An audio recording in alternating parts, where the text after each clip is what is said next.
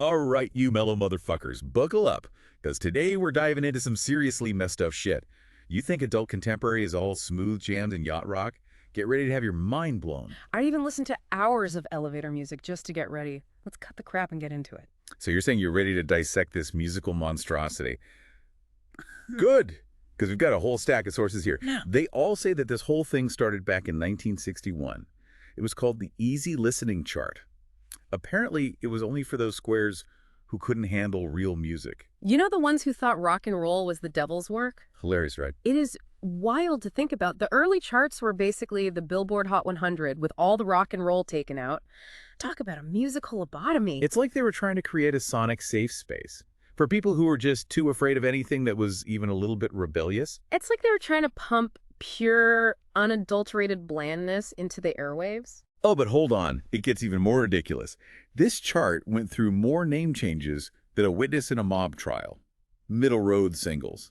Pop standard singles. Seriously, who the fuck came up with this shit? It shows how much music was changing, and they were desperately trying to define this genre.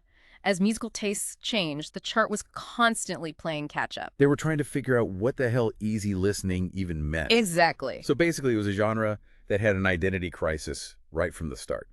Let's get into the music. We're talking about the 60s here.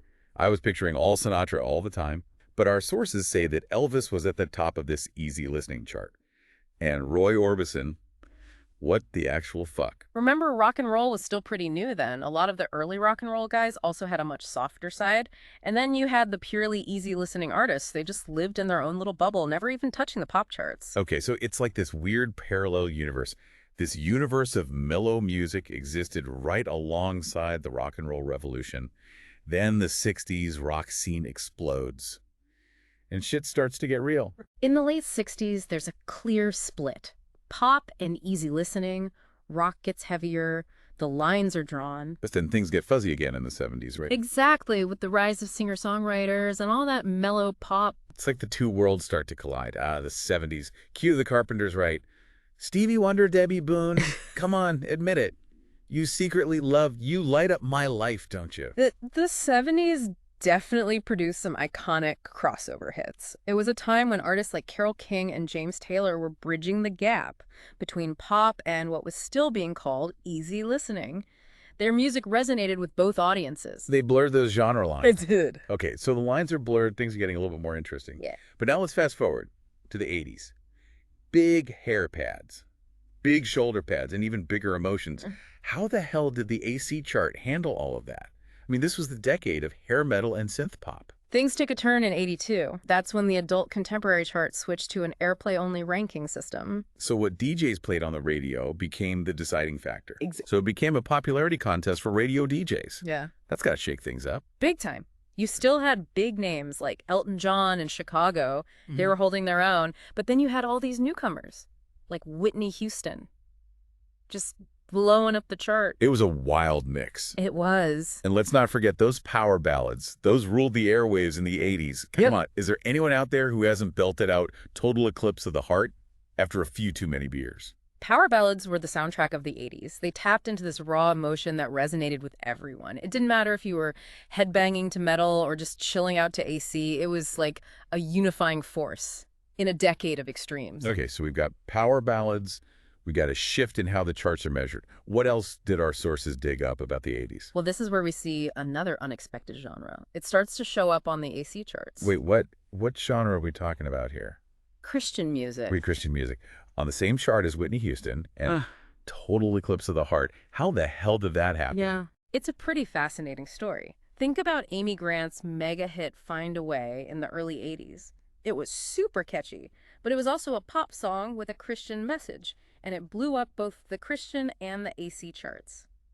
So Amy Grant basically snuck Jesus onto the AC chart. That's badass. But speaking of sneaking things onto the charts, our sources mention that even some classic rock crept its way into the AC world. Now that just seems wrong, like putting a goddamn lion in a petting zoo. You gotta remember, a lot of those classic rock bands had a softer side too. Think about Journey's power ballads, or Foreigner's I Want to Know What Love Is. Those songs were huge on both rock and AC radio. I guess even headbangers need a good cry every now and then. But here's something I don't get. If AC is supposed to be all chill vibes and easy listening, Why are there so much competition to be at the top of the charts? I mean, we're talking epic battles for the #1 spot. It's one of the great ironies of this genre. The music might be mellow, but the chart history is anything but. Maybe it's because AC radio was such a huge market. Or maybe those top spots meant more than just a song's popularity. So it's like a badge of honor. Proof that you've made it in the world of mellow music. Maybe. Or maybe it's just plain old competition. These are some of the biggest names in the industry. They all want to be #1, no matter what genre they're in. Okay, so we've got ego, we've got ambition. It's all starting to make sense now. But hold on. Our sources also mentioned this weird chart rule. It kind of seemed to fuel these chart battles. Yeah. It was called the recurrent rule. What the hell is that all about? The recurrent rule, it's one of those weird quirks specific to the AC chart. Basically, after a song had been on the chart for a while, it was moved to recurrent status. And that meant it wasn't eligible for the top spots anymore. So they're kicking songs off the top of the chart. Even if they were still popular, that seems kind of fucked up. It was controversial. Some people thought it was a way to manipulate the charts, so certain songs couldn't reach their full potential, but others said it was necessary to prevent the charts from becoming stagnant, to give new artists a chance. So basically, it was a recipe for drama and controversy. Sounds about right. But here's the thing. All this talk about the 80s makes it sound like it was pretty tame, compared to what went down in the 90s, right? Oh, you've no idea. The 90s were a whole other beast. We're talking chart domination on a level that had never been seen before. Okay, bring on the madness. I'm ready to dive into the 90s. But first, we need to take a quick piss break. We'll be right back to uncover the next chapter in this totally twisted tale of mellow music gone wild. All right, so let's just dive headfirst into the 90s. That's the decade where AC really lost its shit.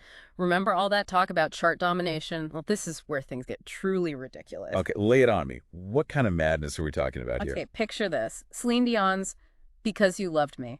That sappy ballad that's in like a million romantic comedies. It was #1 on the AC chart for 19 weeks. 19 weeks. Jesus.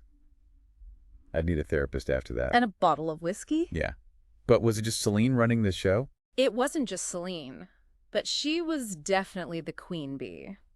The 90s also saw all these female singer-songwriters, like Sarah McLachlan and Jewel. They were everywhere. And here's the thing that really trips me out. Pop songs would stay on the AC charts, even after they'd fallen off the pop charts. It's like they were given musical immortality. So the AC chart became a graveyard for washed-up pop stars. There are a few theories about why this happened. Some say it was because there wasn't much new music. Others think the focus was more on the songs than the artists. But whatever the reason, it created this weird dynamic where these mega hits just wouldn't die. It's like a musical zombie apocalypse. But hold on, the research says that the 90s weren't even the peak of this insanity. You're telling me it gets even weirder than Celine Dion at #1 for 19 weeks straight. Okay, get this. Miley Cyrus's Flowers, that song that's been stuck in everyone's head, it was #1 for 57 weeks. 57 weeks? What the actual fuck? I know, right? It's insane. And to make things even more ridiculous, Celine Dion still holds the record for the most total weeks at #1. 87 weeks. Damn. 87. Okay. It's like she built a throne out of broken hearts and power ballads. Celine is the undisputed queen of AC, no doubt about that. And let's not forget Elton John, the man with the most #1 hits on the AC chart. It's like they've discovered some secret formula for making music that just won't quit. So we've got chart domination, record-breaking streaks. What else did we dig up about this wild era of AC? Remember we were talking about all those different genres making their way onto the AC charts? Yeah. Well, in the 90s and the 2000s, things got even more diverse. Country music became a big deal. Wait a minute. Country music? On the same chart as Celine Dion and Elton John. It's like mixing oil and water. It's all about finding that crossover appeal. Those country artists were making music that was real, but also accessible to a wider audience. So they were basically cowboys in disguise, sneaking their way onto the AC charts. I kind of love it. But wait, the 90s and the 2000s were when the internet took off. And traditional radio started to decline. How did the AC chart survive all that? That's a great question. I guess it shows just how powerful the format is. Even as people's listening habits changed and technology evolved, there was still something about the familiarity of AC radio, something that people really connected with. It's like that old pair of jeans that you just can't throw away. They might be a little faded, but they're comfortable. And they remind you of good times. Exactly. But let's be real. The music industry is always changing. What the hell does the future hold for adult contemporary? That's the million-dollar question. It's hard to say. I mean, look at what's happening right now. Miley Cyrus breaking all the records with Flowers. It's super catchy. But it also has that classic AC vibe. So maybe there's hope for AC after all, if it never gets stuck in the past. I think the key is balance. AC radio needs to embrace new artists and new sounds. But they've got to stay true to their roots, those core elements. Melody, emotion, a sense of familiarity. Yeah, it's like walking a tightrope Exactly. between innovation and tradition. Yeah. But what if AC radio just becomes irrelevant? What if people stop listening? That's always a possibility, especially now with streaming and all these personalized playlists. But I think there's always going to be a place for music that makes you feel good. Music that helps you take a break from the chaos of the world. It's like comfort food. Exactly. Sometimes you just need something familiar and satisfying, something that's not going to be too challenging. I agree. But this whole deep dive has been anything but mellow. I thought adult contemporary was all wine coolers and Kenny G. But it turns out it's way more complex and interesting than I ever imagined. It's a genre with a crazy history. It's a story about changing tastes and evolving technology, and artists who push the boundaries of popular music. And honestly, I kind of dig this new respect I have for this musical enigma. It's like I've discovered this secret society of mellow motherfuckers who secretly run the world. Maybe there's some truth to that. After all, who doesn't love a good ballad? Okay, so we've gone through the history that hits the chart battles. We've even talked about the future of this wild genre. But before we wrap things up, there's one question I just have to ask you. Yeah. If we had to make the ultimate AC playlist, one that really captures what this genre is all about, what the hell would be on it? What are the songs that define adult contemporary? Ooh, that's a damn good question. It's like trying to sum up the entire universe with just one playlist. But you're up for the challenge, right? Challenge accepted. But first, I need a drink. This whole deep dive has been more mind-bending than a night on absinthe. All right, let's start with the classics, the songs that started it all. We gotta have Sinatra in there, obviously, like Fly Me to the Moon or My Way. Those are timeless classics. Sinatra, the OG of mellow. For a reason. Solid choice. What else? I'm thinking some Carpenters. Maybe Close to You.